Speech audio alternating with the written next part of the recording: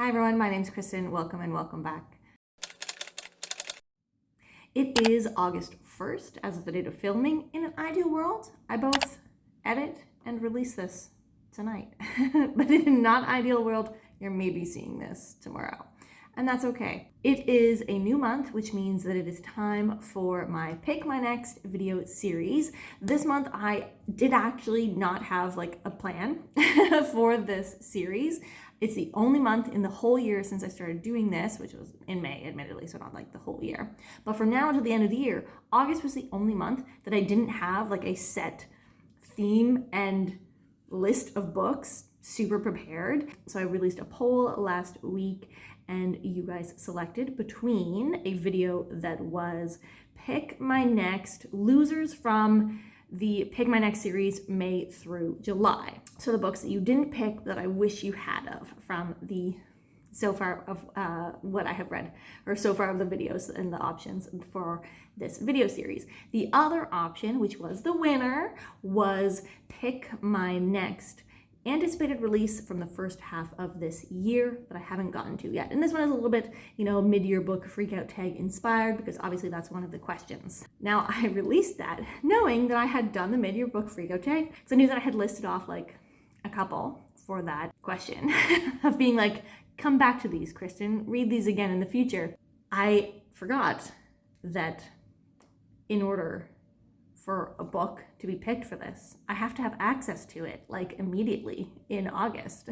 So that turned out to be a little bit of a stickler. So I have here, there's gonna be 4 books for you to choose from for a missed anticipated release from the first half of this year that you get to choose from. These are books that I want to read. They're maybe not the most, like the highest up on my list of anticipated releases from the first half of the year that I haven't gotten to yet. And maybe there's a couple of them that I would prefer more than another couple. But anyway, so there are 4 books that I'm going to share with you that you get to pick from that came out early this year that I have immediate access to, or like very soon access to, be able to read these books so that I can definitely get to them in August. Some examples of books that I'm not able to read because I don't get access to them, or I don't have immediate access to them because I do not buy books. We know this. And that is God Killer, for example.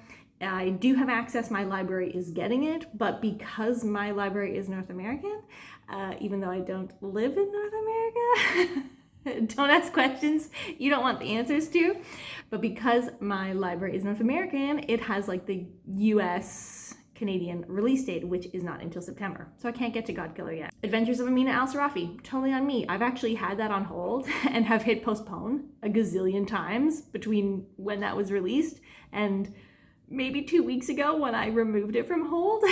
And now I have now there's a wait. The Will of the Many. I can't even buy this. I was considering, I really wanted to put that on this list, and I was like, I would maybe buy the ebook for that, just because I'm really curious. I hear great things. The things that I hear, I am really interested in. I would really like to read this book. My library doesn't have a copy. I can't even buy it on Kobo, which is the one thing that I would say if you are Canadian and you're considering between a Kindle and a Kobo, is that Kobo does not really have access to everything that you could possibly want. You can't just buy any book. There are a lot of books I have found the past couple years that I can't even buy the ebook for because Kobo doesn't carry them. So something to consider. The Sword Defiant is one that I forgot to mention in that mid-year book freako tag, but I actually really like the sound of the premise. It's like a getting the gang back together kind of a story, a la Bone Maker and Kings of the Wild, but it's like some of his buddies are now monsters and he has to kill them, which sounded like such a fun and dark twist, but I can't get a copy of it. The Combat Codes just recently came out. I'm hearing really great things about this, really good martial arts writing apparently. It sounds like a really, really intense, could be a really good time kind of a book. Can't get a copy. Shanghai Immortals, I've heard the main character is wonky and everyone around them is just trying to restrain the amount of chaos. Just sounds interesting. Again, cannot get a copy. And by that, it means I can't get a copy immediately. Some of these my library does have copies of, not all of them, but a lot of them they do, just not within access, like in the net, but by the end of August. There are two as well, new releases that came out in the first half of this year that I'm interested in, but I've actually already like have them on another Pick My Next video for the fall. They're on that list. I didn't want to risk you picking it now. They'll come later. So then, now we are left with the 4 books that you can choose, one of which for me to read in August. And it's not just that I will definitely read it in August, it's that I will read it and I will review it, either in a vlog format or in a full review, formal non-spoiler review style. So let's get into it. A decent amount of these, like 3 of the 4, I think, are young adult, which is not really what I have been in the mood for, but I will say that based on other priorities and commitments that I have going on in August and just like life stuff that you will hear about in my very next video, like very shortly, if you don't already know. I've got stuff going on in August. So maybe this will actually be perfect. Like maybe these are like the lighter toned books that I need to read in August. First of which we have here is Painted Devils. This is the Little Thieves book number 2. This is apparently going to be a trilogy, even though really it could have just worked as a standalone fantasy book. It is the sequel to Little Thieves, which came out at the beginning of last year. And Little Thieves was a retelling of the Goose Girl story, but told from the usually villainous perspective of the servant who steals the identity of the princess. But it had a really fun twist. And I do really, really love Margaret Owen as a writer. I enjoy her young adult fantasy books. So this is the 2nd book in that series. It involves our main character accidentally starting a cult. And that's all I know. I do know that Taylor has read it and that she enjoyed it, but I think that she liked the first one better. So that's where we're at. I have a library copy available to me immediately. I'm going to do all of the young adult ones, and then I'll do the non-young adult one at the end, actually.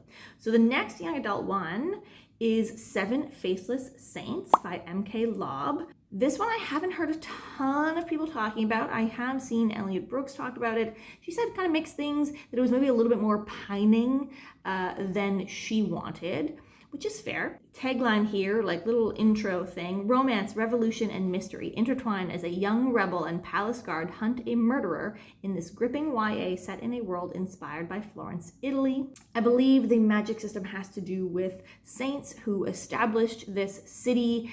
So if you have magic, you've been like blessed by the saints. And your status and like privilege in life is very, very drastically different depending on if you are one of these blessed people. Our 2 main characters were really close friends as children, but something happened and they hate each other, but also find each other like very, very attractive, is kind of how Elliot Brooks put it. And they have to, after not seeing each other for aeons or decades or whatever, they have to get together to help solve a crime that is happening within the city.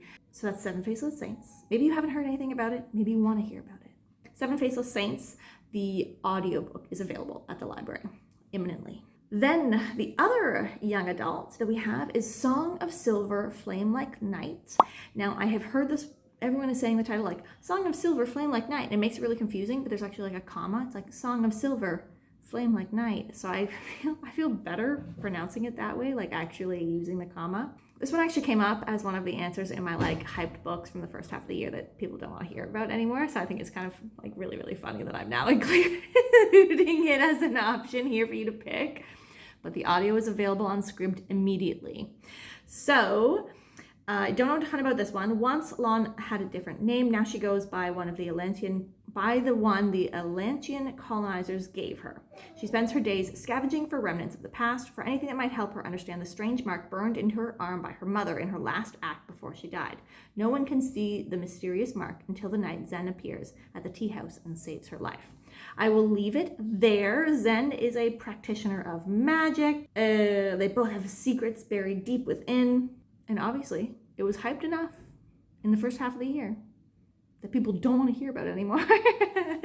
But maybe you do want to hear about it. Last one, Bitter Medicine. This is the only adult, and it is in fact an adult like fantasy, urban fantasy, romance, paranormal, I guess more fantasy because of the species involved here, but it is an urban fantasy romance book that I have heard good things about. This is a contemporary fantasy, Chinese immortal and a French elf navigate romance, family loyalty, and workplace demands.